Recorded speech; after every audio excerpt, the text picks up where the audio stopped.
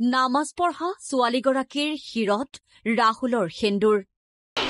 প্ৰেমৰ বাবেই ত্যাগ কৰিলে ইছলাম ধৰ্ম।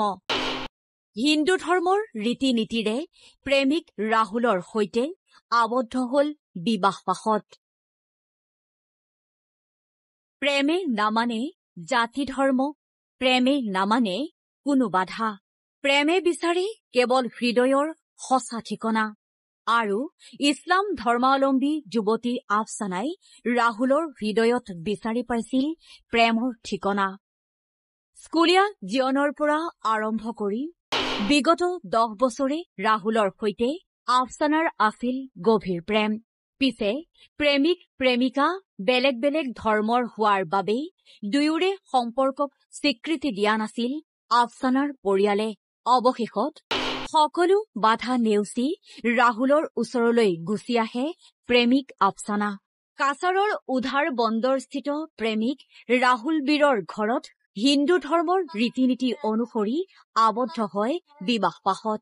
হোমৰ জুইক সাক্ষী কৰি পাতনি মেলিলে যুগ্ম জীৱনৰ।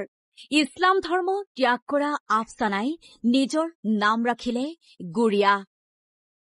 কারণ আমি স্কুল লাইফ থেকে একটা ছেলেরে ভালোবাসি। সে রিলেশনটা 10 বছর হয়েছে। তারপরে আমরা ভাগিয়া বিয়া করছি। গতকালকে আমরা বিয়া হয়েছে।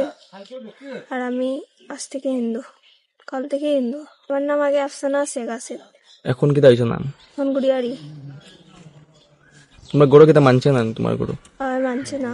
তারপরে তুমি কিতা করছো না মানে? তারপরে আমি ভাগিয়ে আইছি। আমরা স্কুল লাইফ থেকে আমরা দুজনে শুরু হয়েছে 10 বছর হয়েছে আমরা রিলেশন। তারপর আমি তার কইলা প্রথমবার ভাগে আনছিলাম। তার বাদে তো আনার বাদে তার মা বাবা তারা নিশ্চয় থানাত গিয়া আমরা ছাড়াছাড়ি হয়েছে। তার বাদে ফিরছি আমরা মিল হয়েছি দুজনে। তার বাদে আবার বাদে আমরা হিন্দু রক্ষী দল আমরা মিলিয়ে বিয়া দিয়েছেন দুজনে। তাই নাম কিতা আছিল আগে? কইলা আসলে আফসানা আছে। এখন আমার ধর্মে আইয়া এখন গুড়িয়ারি দিছে। তারা কিতা কইছে? তারা মানছেন না, এটার লাগে মেয়ে আমার সাথে গেছে ভাগে। কালকে বিয়া হয়েছে, হিন্দু ধর্মতে বিয়া হয়েছে। তার বাদে আমার হিন্দু ধর্মতে আমার সাথে আইছে।